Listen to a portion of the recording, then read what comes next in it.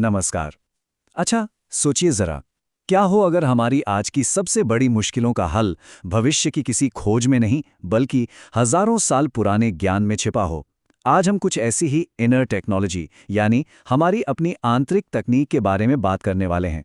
ये वो टूल्स हैं, वो औजार हैं जो हम सबके अंदर ही हैं, बस उन्हें पहचानने की देर है। तो चलिए शुरू करते हैं। तो चलिए एक बहुत ही जरूरी सवाल से शुरू करते हैं। क्या कभी ऐसा महसूस हुआ है कि हमारा अपना ही दिमाग, जो हमारी सबसे बड़ी ताकत होनी चाहिए, असल में वही हमारे तनाव और दुख की सबसे बड़ी वजह बन गया है? मतलब हमारी अपनी इंटेलिजेंस ही हमारे खिलाफ काम कर रही हो? और आज सच तो ये है कि बहुत से लोग इसी अजीब सी कश्मकश में जी रहे हैं। बाहर से देखने पर सब कुछ ठीक ठाक लगता है, अच्छी नौकरी, परिवार, सोशल लाइफ, सब सेट है। लेकिन अंदर ही अंदर एक बेचैनी सी है ना? एक खामोश लड़ाई चल रही है, जिसमें ऐसा लगता है कि अपना ही मन अपना दुश्मन बन बैठा है।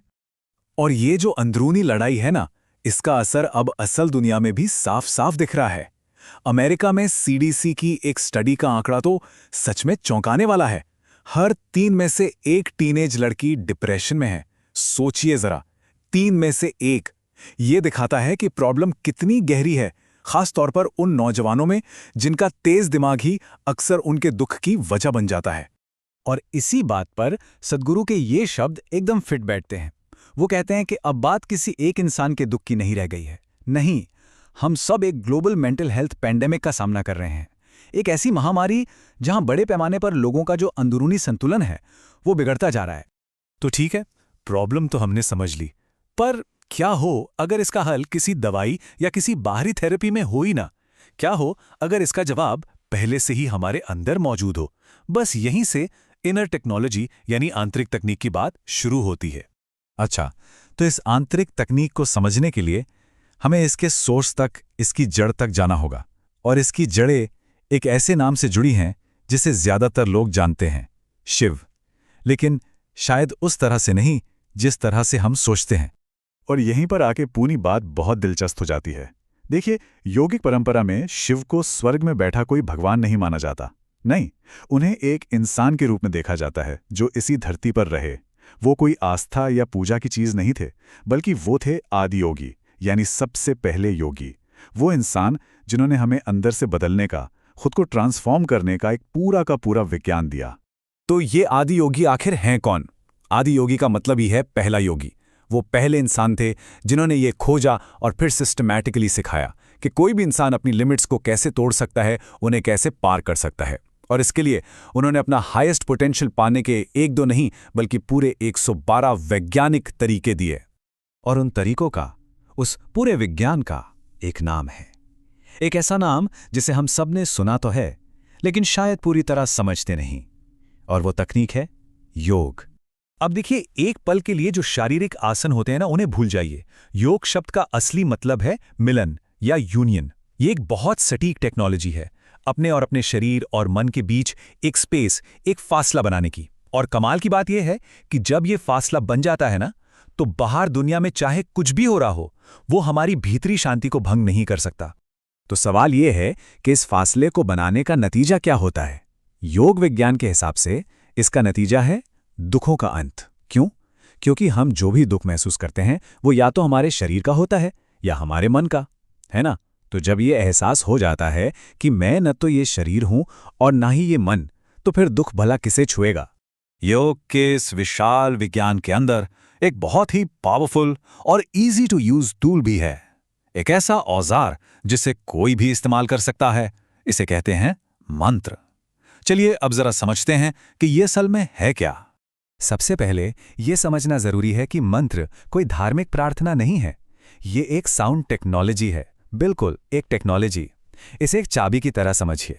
कुछ खास आवाजें जब उन्हें एक खास पैटर्न या ज्योमेट्री में अरेंज किया जाता है, तो वो हमारे अंदर के दरवाजों को खोल सकती हैं और हमारे पूरे सिस्टम पर एक पॉजिटिव और मेजरेबल असर डाल सकती हैं।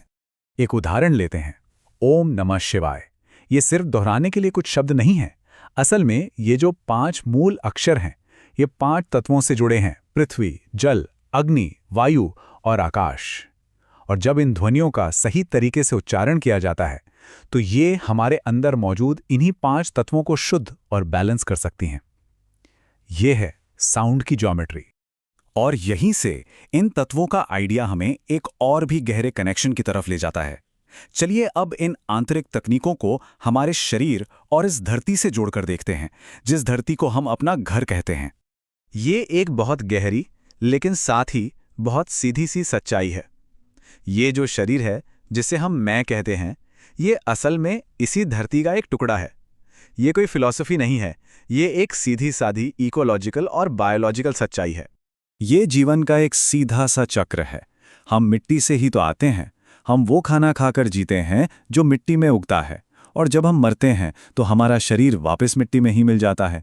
तो ये समझना कोई मुश्किल बात नहीं है कि मिट्टी की क्वालिटी का हमारी अपनी जिंदगी की क्वालिटी से सीधा कनेक्शन है। सिर्फ शारीरिक ही नहीं, मानसिक रूप से भी। सीधी सी बात है, एक बीमार धरती स्वस्थ इंसान पैदा नहीं कर सकती।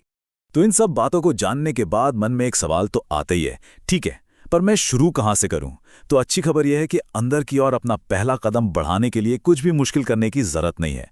एक बहुत ही सिंपल सी प्रैक्टिस है जिसे कोई भी कर सकता है। और सबसे अच्छी बात, इसके लिए दिन में से घंटों निकालने की जरूरत नहीं है, बस सिर्फ 15 मिनट। हमारी आज की बिजी लाइफ में ये अंदरूनी शांति के लिए एक बहुत छोटी सी कीमत है ना? और ये इतना आसान है कि कोई भी इसे अपने डेली रूटीन का हिस्सा बना सकता है।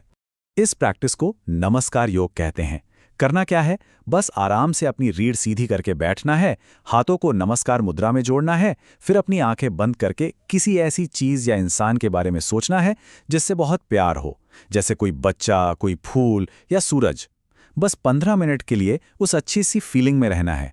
जब हम जानबूझकर एक पॉजिटिव भावना पैदा करते हैं तो असल में हम अपने अंदर की केमिस्ट्री का कंट्रोल अपने हाथों में ले रहे होते हैं। और ये सब हमें इस आखिरी सवाल पर लाकर खड़ा कर देता है। इस दुनिया की सबसे एडवांस्ड केमिकल फैक्ट्री जो आनंद, शांति और खुशी कुछ भी बना सकती है, वो हमारे अंदर ही है। तो फिर हम खुशी को बाहर क्यों खोज रहे हैं? इस फैक्ट्री को चलाने का स्विच हमारे ही हाथ में है। तो सवाल बस एक ही है कि इसे इस्तेमाल करना शुरू कब करेंगे?